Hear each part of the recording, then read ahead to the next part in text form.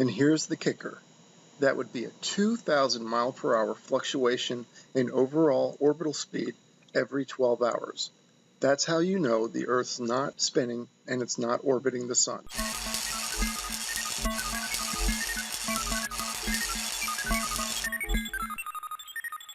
Hey everybody, p-brane here.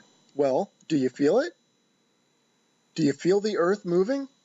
You know that the early part of January is when we go through perihelion, and in particular, we go past periapsis. That's where the Earth is closest to the sun. It's traveling at its fastest orbital speed, and it's negotiating its tightest turn, all while spinning. So do you feel it? Do you feel this ride we're on? No, of course not, because it's fictitious. We're not moving. Okay, so let's sit back, relax, and let's break this apart.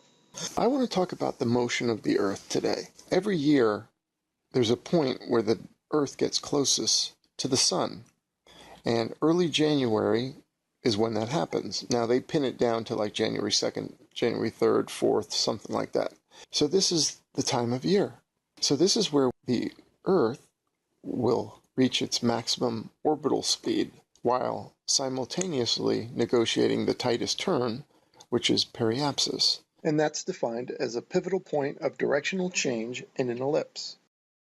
Well, first let me just say that there's two components to the argument of whether or not the Earth is flat or whether or not the Earth's a ball, and it's whether or not there's any motion to the Earth. I want to talk about motion because motion helps corroborate either the ball or the flat Earth. And being that we feel no motion can be detected. As you all know, anybody who's honest, if we say, is there any motion? Do you feel motion to this Earth? Of course not. We never have. But we should.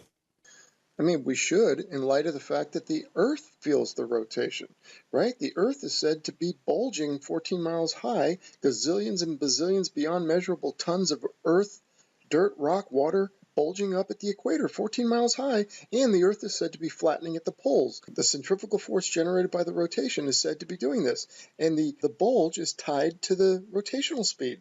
So the orbit around the sun also would generate a centrifugal force. But where's the Earth distorting features attributed to the orbit?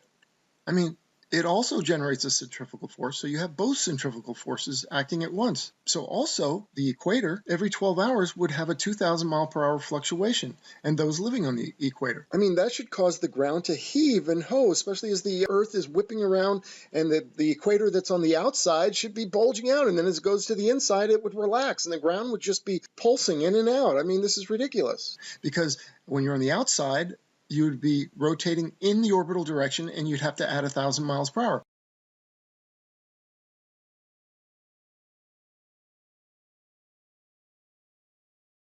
When you're on the inside, you're rotating against the orbital direction. You'd have to subtract 1,000 miles per hour. That's a 2,000 mile per hour fluctuation every 12 hours, every day of the year.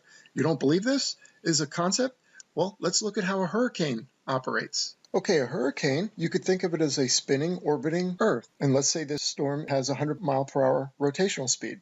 Well, it also has a linear speed, or the speed that the storm is moving relative to the ground, right? It's forward progress. That speed, let's say, is 20 miles per hour. On the right-hand side of the storm, you'd have a 120 mile per hour wind, because you have the 100 mile per hour rotation plus the 20 mile per hour speed that the storm is moving. You add those together. Okay, on the left side, the winds are rotating against the orbital direction, if you will. You subtract the 20 mile per hour forward speed of the storm from the 100 mile per hour rotational speed, and you get 80 miles per hour on the left-hand side of the storm, the much weaker part of the storm. Clearly, this would have an impact on the Earth and its inhabitants if, in fact, we were orbiting and rotating.